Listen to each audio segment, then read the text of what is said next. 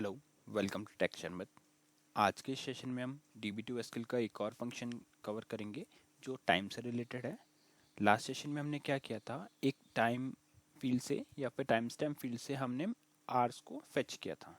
उसी तरह से अब हम जो फंक्शन यूज़ कर रहे हैं वो है मिनट के लिए।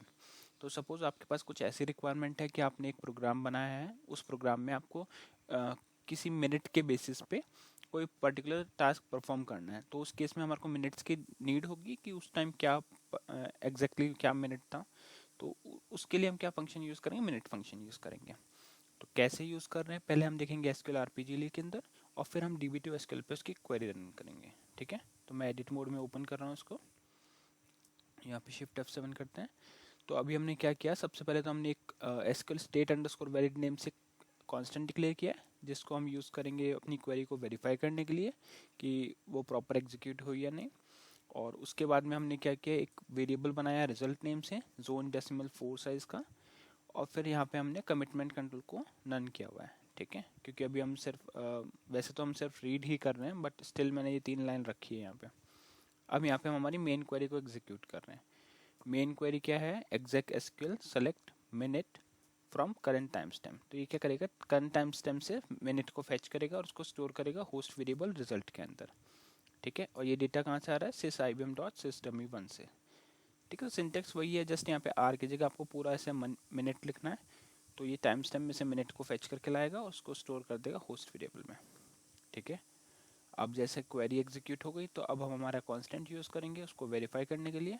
तो मैंने यहाँ पे चेक किया, if SQL state equals to SQL state underscore valid, तो डिस्प्ले कर देंगे रिजल्ट को।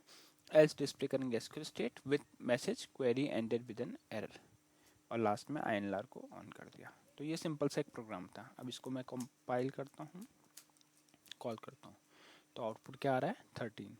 तो ये अभी करंट मिनट क्या निकाल के ला रहा है, 13। ठीक है, उसी तरह से सेम फंक्शन अगर आपको, मैं यहाँ से उसको कॉपी करता हूँ एक बार, क्वेरी को, या जस्ट फंक्शन को कॉपी कर लेते हैं यहाँ से। ठीक है, अब मैं इसको DB2 पे चलाऊँगा, str SQL।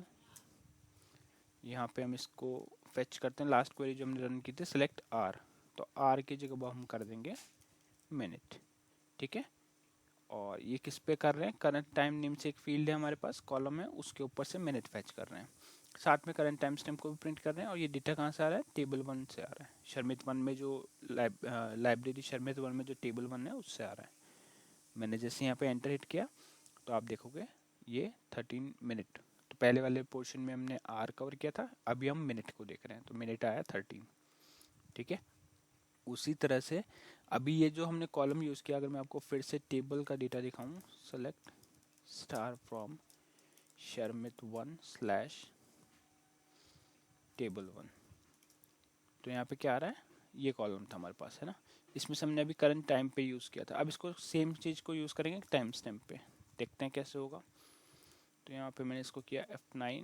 अब यहाँ पे हम सीधा चेंज कर देते हैं इस कॉलम को, इधर मैंने कर दिया टाइम स्टैम्प, और इसी तरह से यहाँ पे भी कर दिया टाइम स्टैम्प, एंटर किया। तो अभी आप देख रहे हो इसमें मिनट कितना था, 32।